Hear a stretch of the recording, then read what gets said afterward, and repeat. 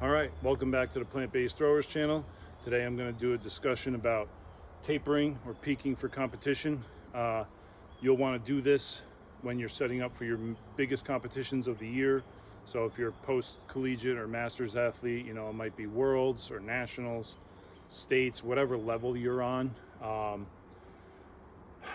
And then like if you're a collegiate athlete, obviously this would be the same thing, NCAAs, East Regionals, for me it was. Might be your conference championship, so on and so forth. But basically what you want to do is you want to follow this for somewhere between 1 to 3 weeks away from your competition. For me, I like 1 week. I've tried 3 and 4 weeks and it just, I don't know, doesn't work for me. Something to experiment with as an athlete. But basically what I'm going to show you on the graph here real quick, sorry I only had a black dry erase marker, but is your volume and intensity and your fatigue. So what you're trying to do is drop your volume while maintaining your intensity or even increasing your intensity.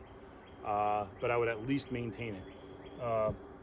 What you're trying to do is cause your fatigue levels to go down, so you're kind of resting your body, your joints are getting repaired, your muscles are recovering, your body, your mental status, everything is kind of getting ready for that final explosion of shot put, discus, javelin, hammer, even Olympic weightlifting. You're just putting yourself in your best physical preparedness position you can be in for the year. And this is how you do it.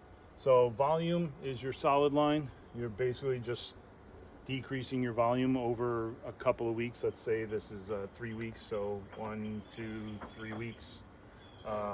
Your intensity is the dotted line. Like I said, you keep your intensity, and maybe the second or third week you up it a little bit.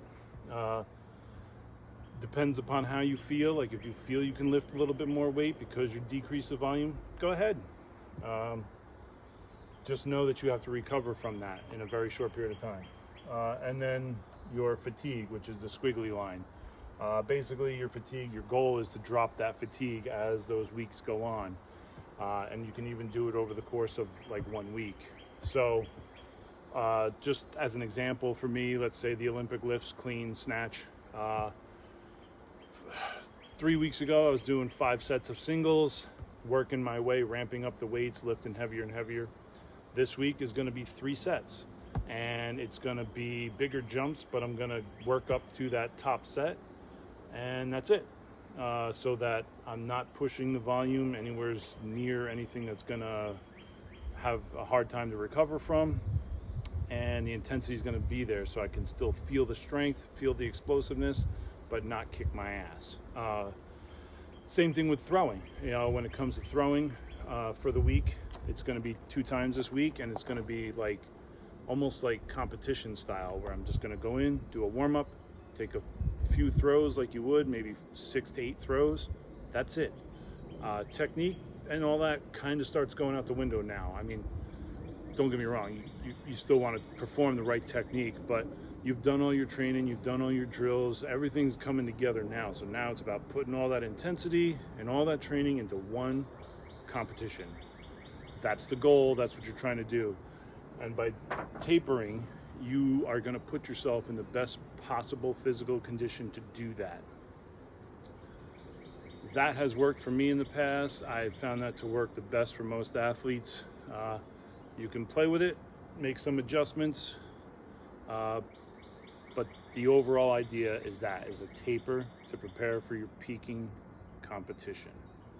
All right? I'll post some videos, maybe some lifts and stuff in the future. I'm going to do a lifting and throwing session today. So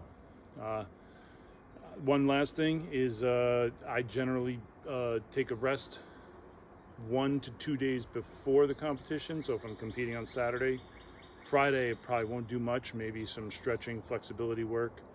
Thursday, maybe some light drills, but not usually. That's going to be another active rest type of day. So that way there, I got 2 full days of real good rest going into competition, but I'll train Monday, Tuesday, Wednesday, and then Thursday, Friday rest. So yeah, that's it. I'll post some videos of some lifts and some throws, hopefully, if I get around to them. And we'll see how this weekend goes.